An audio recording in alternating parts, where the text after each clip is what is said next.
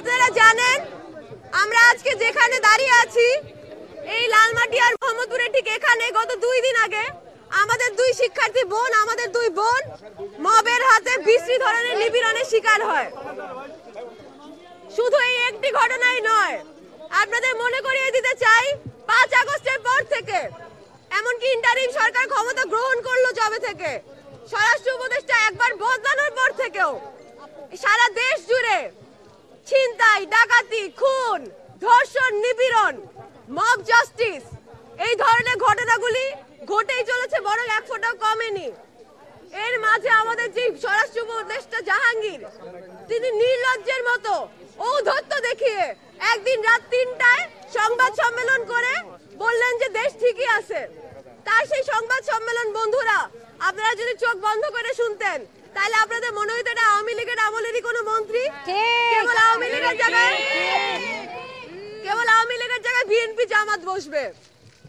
আমরা যে জুলাই গণ অভ্যুত্থানে প্রত্যেকে অংশ নিয়েছি, আমাদের কিছু স্বপ্ন ছিল, আমাদের কিছু আশা ছিল, কিন্তু আমরা দেখতে পাচ্ছি এই অভ্যুত্থানের পর আমরাই যারা সেখানে সম্মুখ সারির সহযোদ্ধা অংশগ্রহণকারী ছিলাম, আমাদের যে বিন্দুমাত্র নিরাপত্তাটা নিশ্চিত করার দায়িত্ব ছিল এই সমন্বয়কদের, এই রাষ্ট্রের, এই উপদেষ্টাদের, তারা তা করতে পারেনি।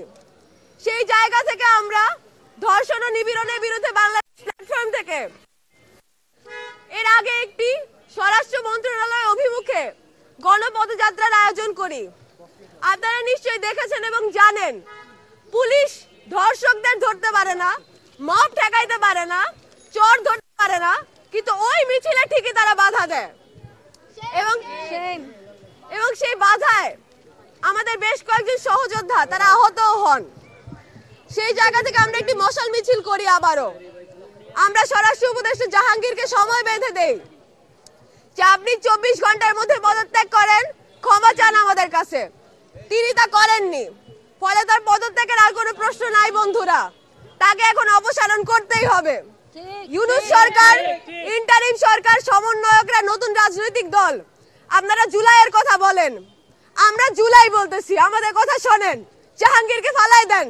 জাহাঙ্গীর আমাদের নিরাপত্তা দিতে পারতেছে না। জুলাই অভ্যুত্থানে আমরা যারা নারী যোদ্ধারা ছিলাম, তারা ফ্রন্ট লাইনে ছিল এবং নারীদের যেই আন্দোলনের যতটুকু স্টেকটা, সেই বড় বড় হনু হয়ে যাওয়া সমন্বয়কদের মুখে একবারও শুনি নাই যে নারীদের আন্দোলনের ভূমিকার কথা, তাদের অবদানের কথা।